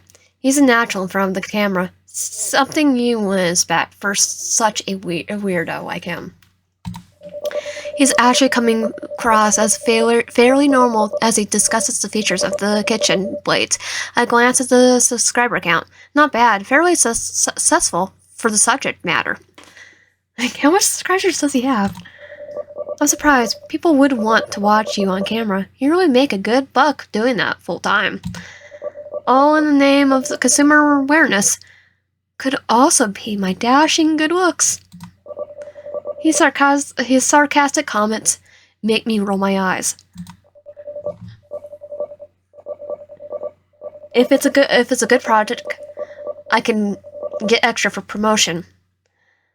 The company gets their sales, customers get a quality product, and I get more money for my going recommendations. It's a win-win all around. I grunt, not really listening to what he's saying. I'm more focused on the comments section. He seems to have quite a loyal fan base. The video continues, getting to the testing portion. YB is way too eager in cutting the vegetables, demonstrating expert skills despite his crappy cooking skills. I mean, he's good at knife skills, but not cooking. It makes me uncomfortable watching the blade glide through the flesh of the vegetables, like hot butter. Yeah, because we know Peter. The video concludes with YB giving me a stellar review with information to where to buy the knives, which the video fades into black. YB turns around in his chair to face me.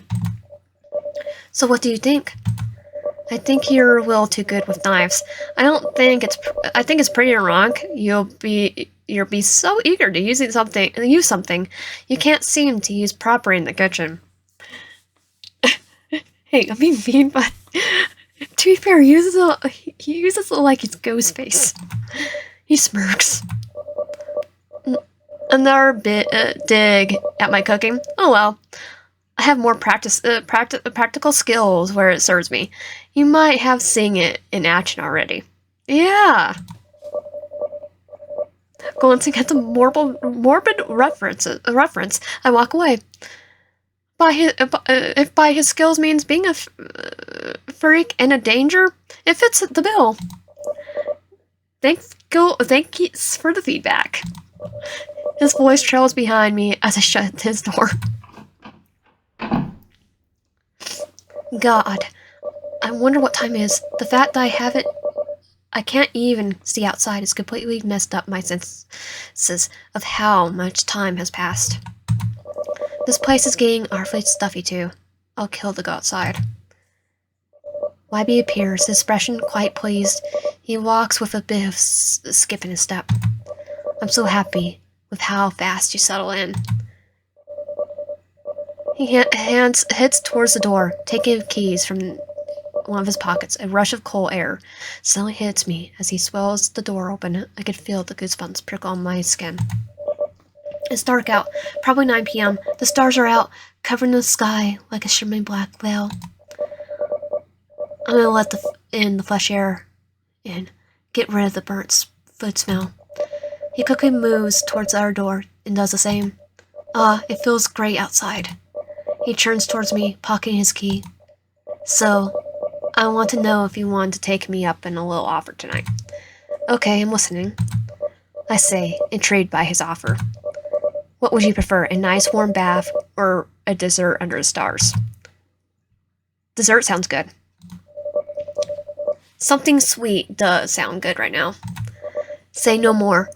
I'll get the table set up. YB sets the table with a rather nice tablecloth, assiduously double-checking the arrangements of flowers he already has set up. After placing some tea lights down on the table, he rummages through the fridge. The pastries were on the top shelf, along with some smaller sampler-style desserts. YB plates them tastefully and collects the silverware and napkins. Please sit. I oblige, scooting up to the table.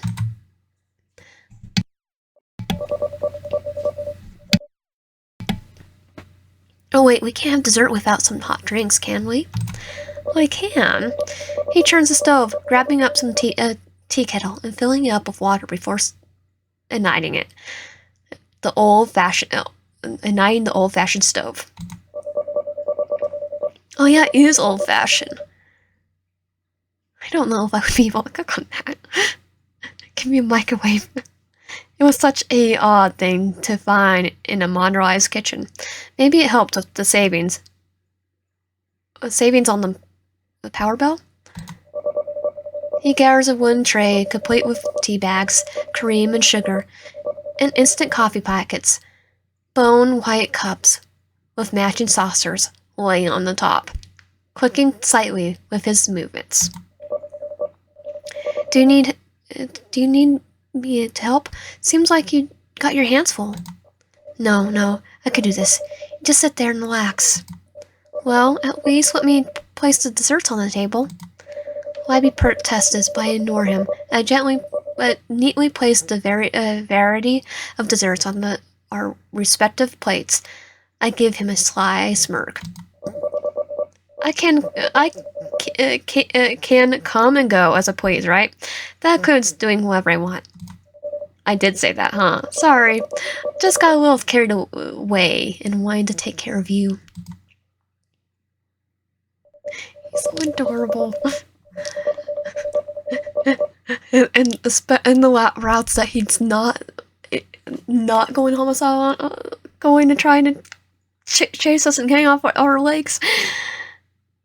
Smiling, he places the candid in the middle of the table. YB and I take our respective seats, and I pass his plate to him. This is very nice for a spur of a moment affair, though. YB chuckles slightly. I can be quite spontaneous. YB smirks slightly. Well, he watches me take a bite out of a decadent chocolate cupcake. How's the cupcake? Good. You got one of my favorites. Excellent. It's like, yeah, because he's been stalking us, he knows what we like. As I eat, YB makes himself some tea, his spoon clacking ever so slightly against the cup as he stirs some cream in it. This is amazing. It's not fancy, but it's so homey and sweet. Tea or coffee? Tea, please. I eat more of my dessert as he pours my drink for me, gently handing the hot drink my way with a soft smile. See, simple choices with no consequences, no pressure, only us and all the time you want.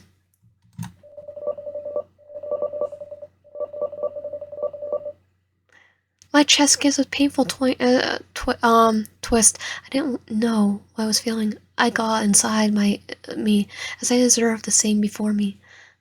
It's like, yeah, he's drinking tea. No one has ever done something like this for me. Not even on my birthday had I ever had such care and treatment. I have. What do you want? Hamburgers. Okay, we're going for hamburgers. I want pizza. Okay, we're going for pizza. I try to stare off. I try to starve off such emotions. I don't want to make much of it right now. Something about all this is so surreal. I can't quite put my finger on it. As we finish up our treats in silence. Can I show you something? Yes. Lifting my head from my dessert plate. I don't respond at first, not fully knowing if I heard him correctly. Sorry, what? I asked if I could show you something. I suppose so. It's nothing weird, is it? Oh, come on now. I wouldn't do anything to ruin this moment. Well, about that, he gets up and strides over towards me, taking my hand in his. Helping me rise from my seat, he takes me towards the back door, guiding me outside. The night air is a little cool, hinting that summer has long gone.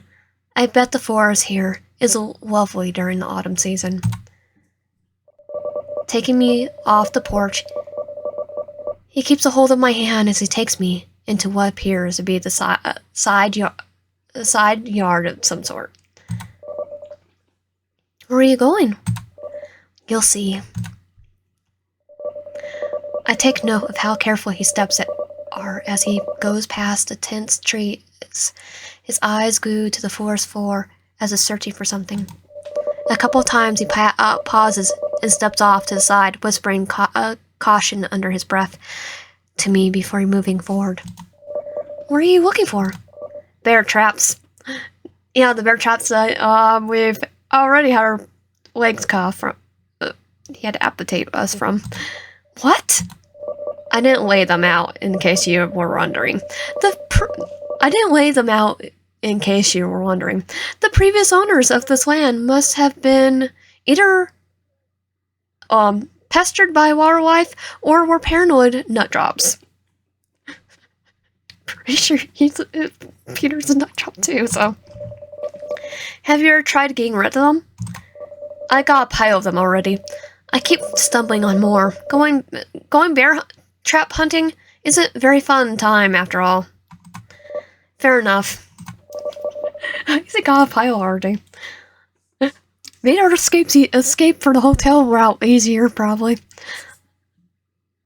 I stand a little closer to him. Or the route where we accidentally plummeted to our death. Stepping through a bush, YB points to an area on the other side. Here we are. In a few more steps, I find myself at a clearing. A field greets me. The stars above are just barely starting to shine for the incoming dark. Oh God, it's so beautiful. It'll never be as amazing as you. His comment pulls me from my awestruck.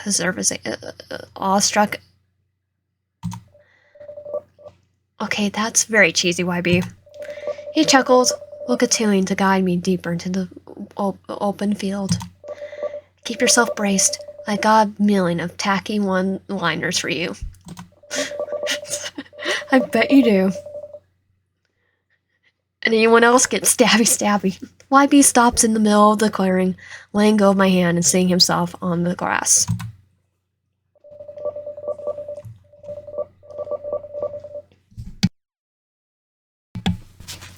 He lays him down and stretches himself upon the grass. Looking up at me, he passed a spot near the grass next to him. I hesitate, but join him, preferring to just sit for the time being. I continue to gaze up at the sky. As it gets darker and darker, more stars begin to show for the night. I've never seen so many stars before. Well, considering you live in the city, I imagine you don't see these very much. Well, technically I do because I live outside the city. And the city I live in isn't that bad for that either. Plus I technically live the closest places are a museum for me that actually focuses on the desert and the night sky sometimes. Yeah, not even in the suburbs. My suburbs do. Because we have dumping. A hand brushes my thigh. Wybie sets himself up, intent to say something sentimental. You know you mean everything to me, right? You had been very vocal about it. I mutter, recalling his twisted confessions. Well, it's true. But I can't help but wonder if I'm trying too hard, or maybe trying too little. Too little, Peter? I think that's not right. You already can try to kidnap me.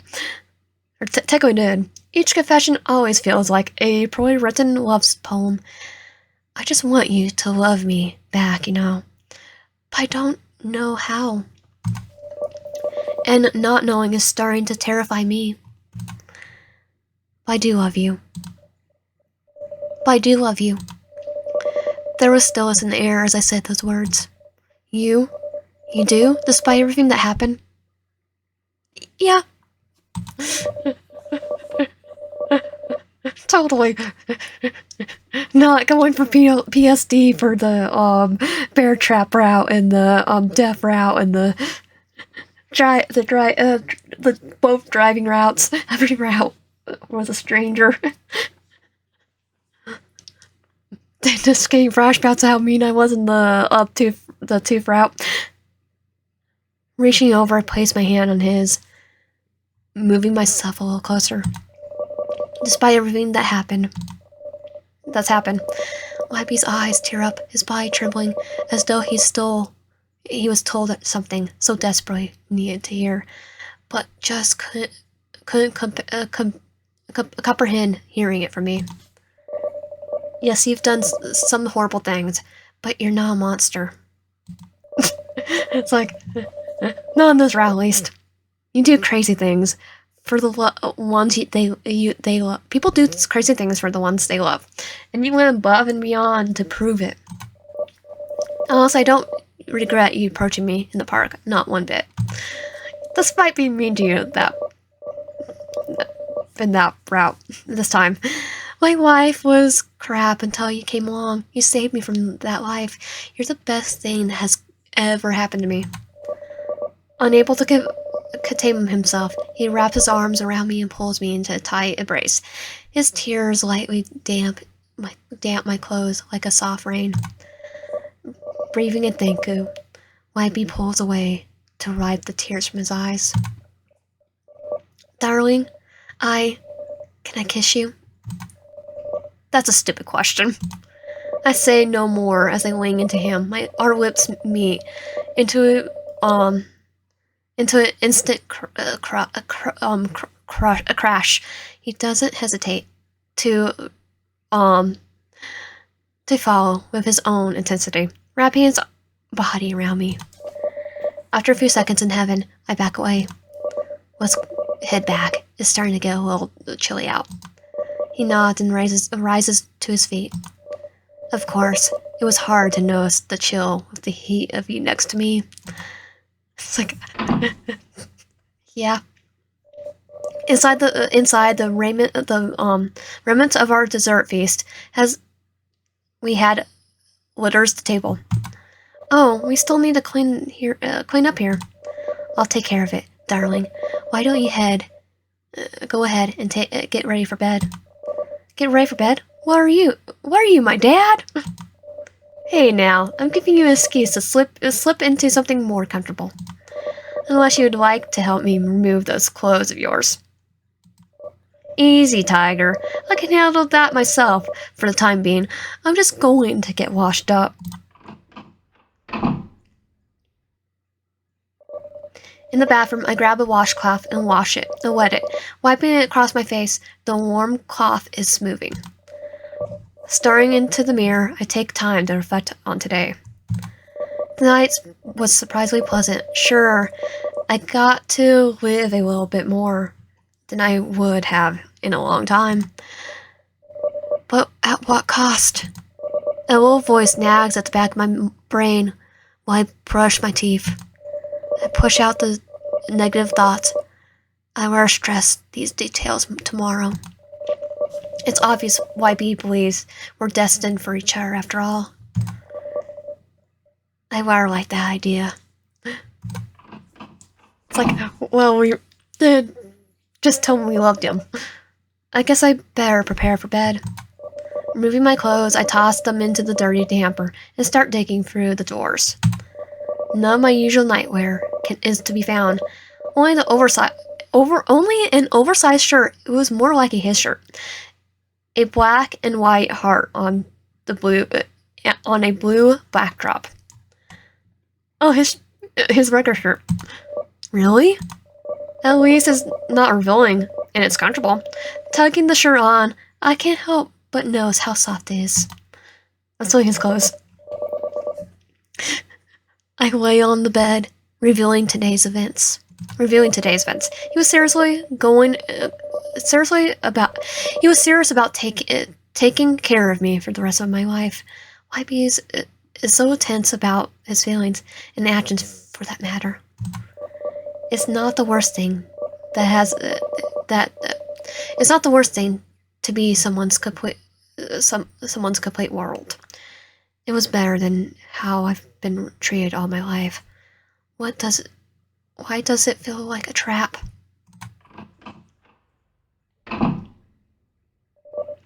YB walks in, interrupting my thoughts. Ah, I see you found my little gift for you. Oh, your clothes? I take it you won't fetch my regular PJs? He chuckles as he comes closer to me. I haven't had a chance yet. I mean, there's no need to hide your body around me anyways. Peter, we haven't even did anything like that. No one in this route. Are we heading to bed too? YB nods and takes off his clothes. If it's all the same to you, I'd like to sleep with you tonight. With those massive dark circles, you need the rest. He subconsciously touches the skin under his eyes. If making sure you get your 8 hours means having you bunk with me, then so be it. Okay. YB is clearly excited. After dressing down into his boxers, he turns off the lights and snuggles into bed. This time it's just the boxers. The bedroom is pitch black. My eyes slowly try to adjust to the absence of light as I tuck myself under the sheets. YB scoots closer to me to cuddle. He presses himself against me, purring deeply. I had to admit, it felt kind of nice. It wasn't every day I had someone cuddle against me at night. And that was the end of day 4. If you like my content, the day 4 dessert route, if you like my content, please subscribe, like the video, help out, and comment down below. See you guys next time.